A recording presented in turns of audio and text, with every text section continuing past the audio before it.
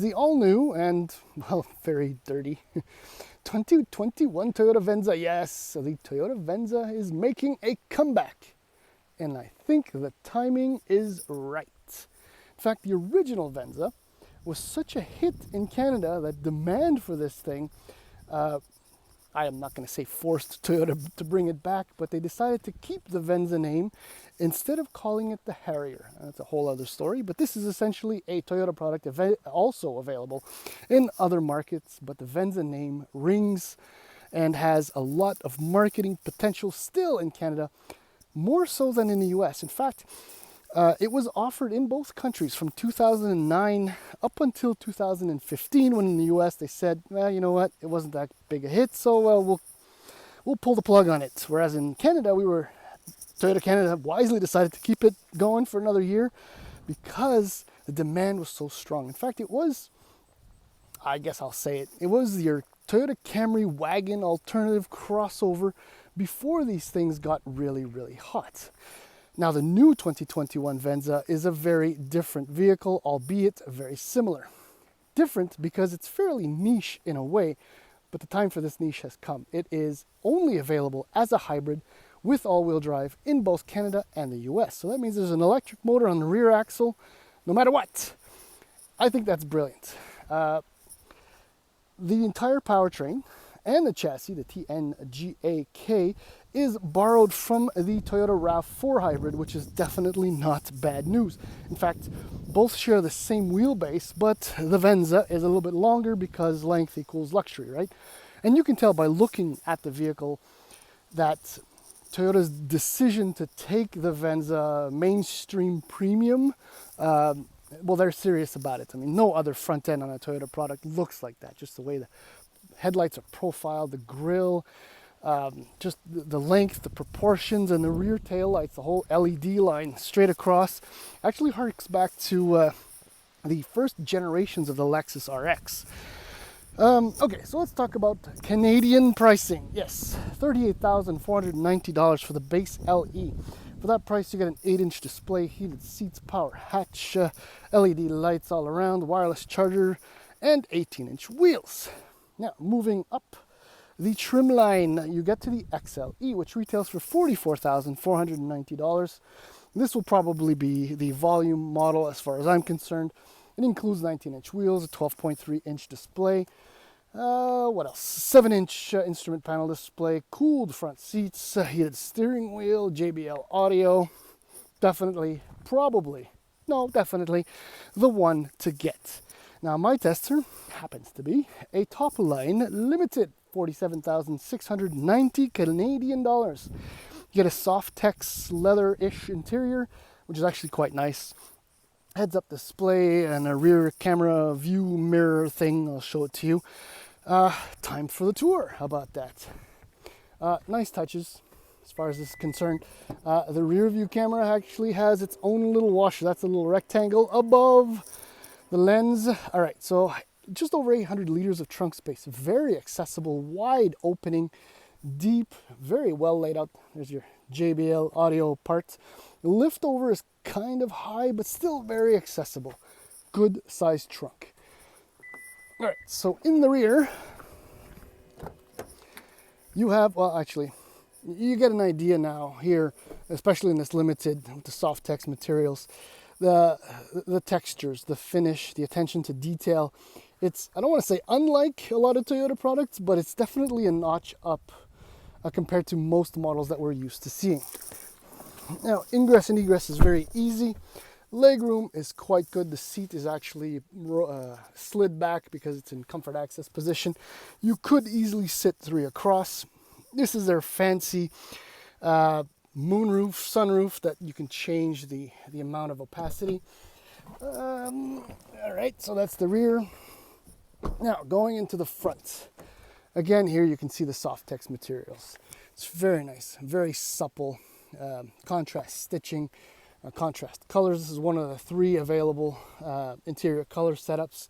Again, here you can see these are, again, I don't want to say unusual for Toyota, but it's very Lexus-like in the way it's presented and assembled.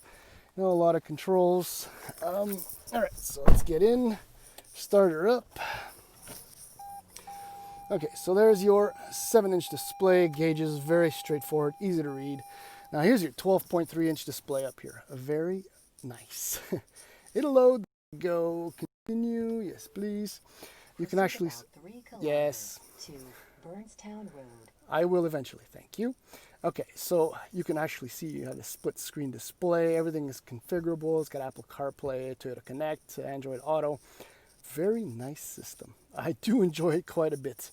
And I do like this as well. Everything is on the piano black, touch sensitive display. It's very intuitive, simple, lovely, well assembled. I mean, the whole presentation of the dashboard is a little bit chunky in a way. It's not exactly elegant, but very functional. There you have your USB connectors and brake hold. Your drive modes are right there. You can see them. Storage is decent. There are heated, cool seats. Yes, that's loaded up because auto journalists love to eat. There's another example of the chunkiness of the dashboard. It's not elegant or beautiful per se, but it looks quite premium. Visibility. Look what Toyota did. They actually, well, here, so forward visibility is fantastic. And then when you get to the other side, what Toyota did is they mounted the mirrors on the doors further back to open up this area for more view. The pillars are actually fairly thin. Driving this is surprisingly easy. And that's probably one of the things that surprised me immediately. And I walked out of a compact crossover into this mid-size crossover, and I feel like it's easier to maneuver and live with. I felt very at home in it. Actually, enough of that. And let's get behind the wheel. Now, it only took, honestly, less than 10 minutes to figure out my driving impressions of the new 2021 Toyota Venza, and to be honest, I'm not surprised. This is another demonstration of how good the road is. Not great right now. I know I kind of give that excuse often, but that's because of my camera mount and the phone and the weight of the phone. Anyway, how brilliant the TNGA actually is, Toyota's global platform. Whether it's underpinning a Camry or an SUV like the RAV4, it just enables all the mechanical components to do exactly what it is they're designed to do. The ride quality in this vehicle is, it's cosseting, comfortable, quiet, refined. The list is quite long, in fact. And I'm actually enjoying it, which is... Toyota thinks that they're going to sell this to 38 to 44-year-olds, but no. Okay, maybe I'm 44. But no, this is going to seduce, literally, semi-budget conscious 65-plus-year-old people with its comfortable seats, quiet ride, generally very, very good driving manners. I mean, the suspension is doing a fabulous job of damping the road. The steering is fine. It's got good weight. Brakes feel good. And even at speeds, just slightly above the posted speed limit. Although you can't tell because it's so nice in here. Comfortable seats. Really, really comfortable seats. And it will seduce a much older crowd that may think Lexus or may consider, I don't know, maybe Infiniti or something like that.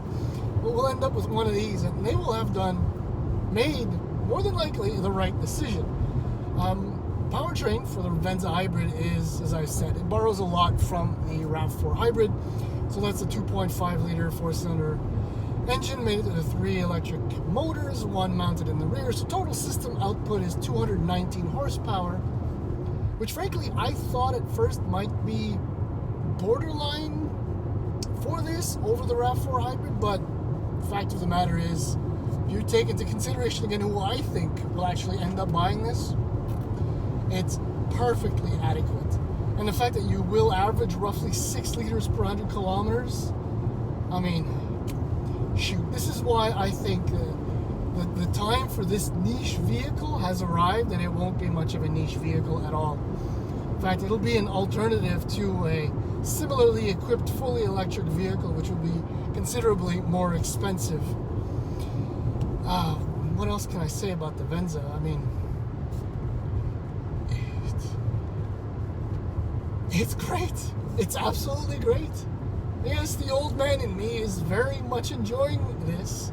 I mean, it's not quick by any stretch of the imagination, and thankfully, there's a lot more sound deadening material or sound deadening processes in the Venza compared to the RAV4, because the 2.5 liter four-cylinder engine is a heck of a lot quieter in the Venza than it is in the RAV4. So again, that's that premium touch. And yeah, I mean, like I said, it's not. I'm on the floor. I'm moving. I'm moving. But again, keeping in mind who actually will buy this. I mean, this won't be huge numbers for Toyota between the RAV4, which is gargantuan numbers, and Highlander, which are reasonable numbers. It's going to be interesting to see the take rate and how this will do against the Ford Edge, for example, Hyundai Santa Fe, maybe a little bit less, the Nissan Murano, which is very refined, very smooth. This easily matches it.